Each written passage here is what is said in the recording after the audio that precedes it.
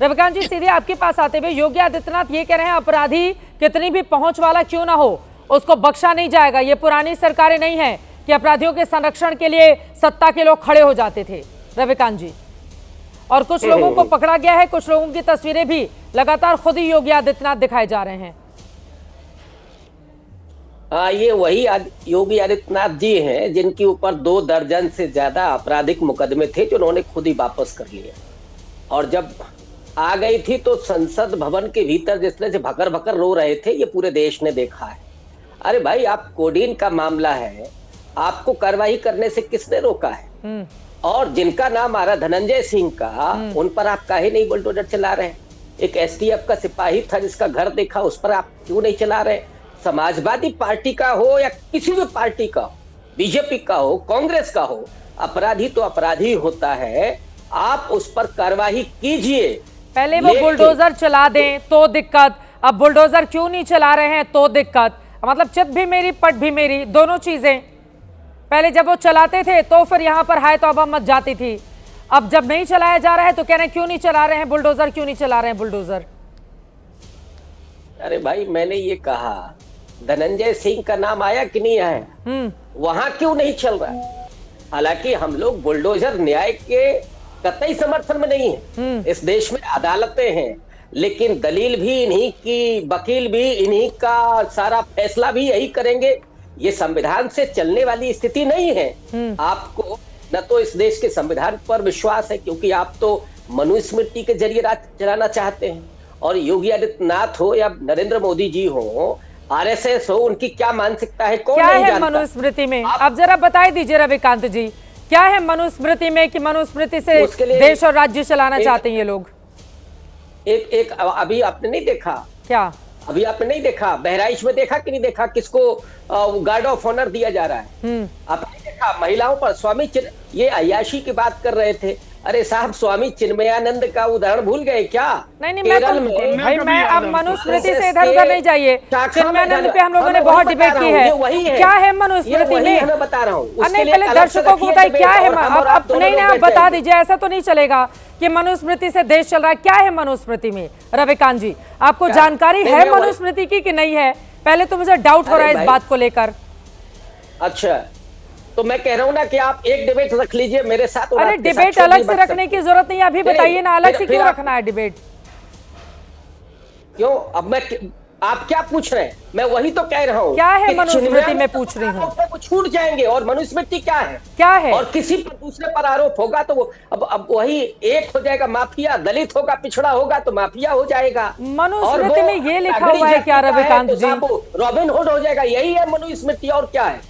इतना आप लोग मनुस्मृति बोले ना कि मुझे पढ़ना पड़ गया ऑफिस में मंगाकर, और जितनी बातें आप कह रहे हैं उसमें कुछ नहीं लिखा है मनुस्मृति में।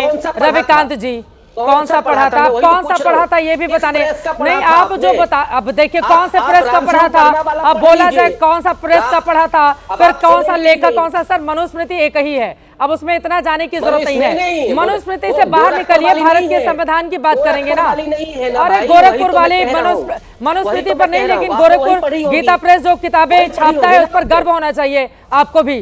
देश से लेकर विदेशों तक जाती है, क्यों नहीं पढ़ूंगी मैं? गोरखपुर में अगर छपती है तो गर्व का विषय होना चाहिए देश के लिए। बड़ी तकलीफ है आप लोगों को गीता प्रेस से भी। ठीक है, पूछ रही हूँ क्या है मनुस्मृति में, पता तो है नहीं कुछ। अरे मैंने संविधान भी पढ़ा हुआ है, मैंने संविधान भी पढ़ा हुआ है, मैंने मनुस्मृति भी थोड़ा बहुत पढ़ रखा है, पता तो है नहीं। रविकांत जी आ जाते हैं मनुस्मृति पर डिबेट करने के लिए, बड़ी दिक्कत है आप लोगों के साथ। लेकिन आ जाते हैं कोडीन भैया पर। मलूक नागर जी, ये कोडीन भैया कौन है? आप लोगों के हाथ क्यों नहीं पहुंच पा रहे हैं मलूक नागर जी वहां तक? आपको जैसे ही बीजेपी पर सवाल उठता है आपको दिक्कत हो जाती है। ठीक है, ओके रविकांत जी, बोलने ही नहीं देंगे। मलूक नागर जी जवाब पत्रकारिता है जिसकी मिसाल ठीक है, thank you so much sir, पूरी दुनिया दे रही है, अच्छा कर रही है। बोले मलूक नागर जी, ये कौन से कानून के हाथ हैं जो बड़ी मछली तक पहुंच नहीं रहे हैं मलूक नागर जी आपके?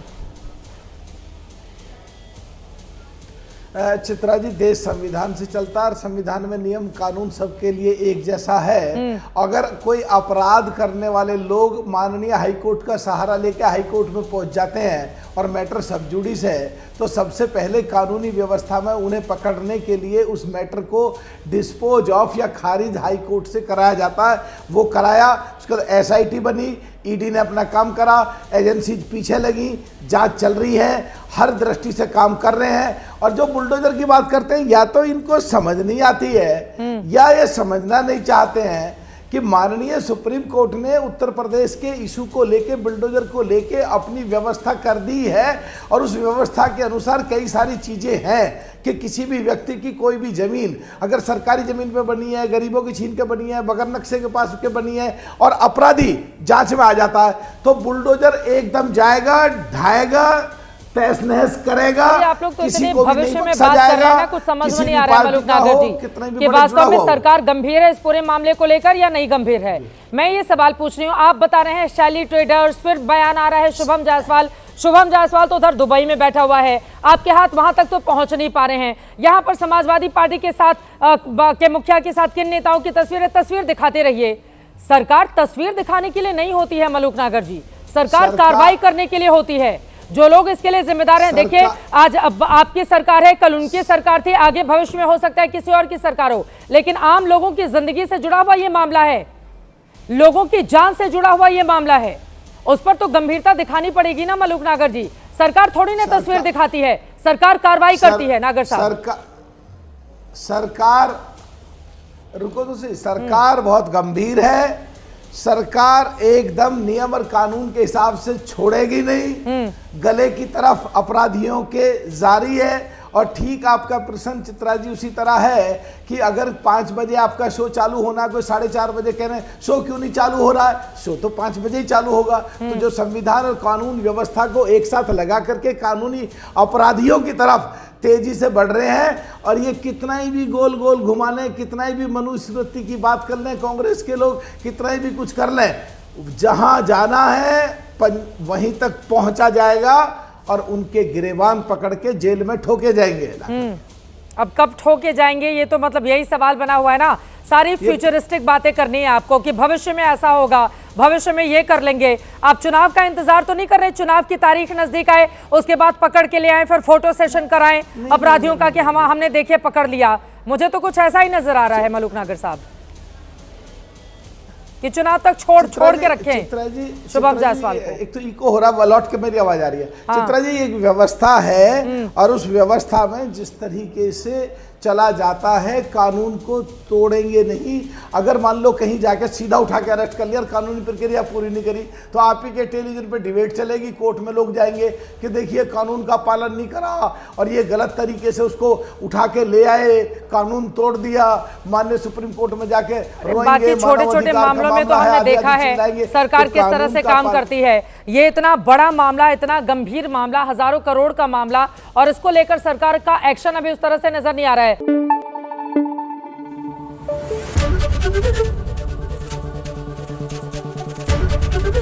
ABP न्यूज आपको रखे आगे।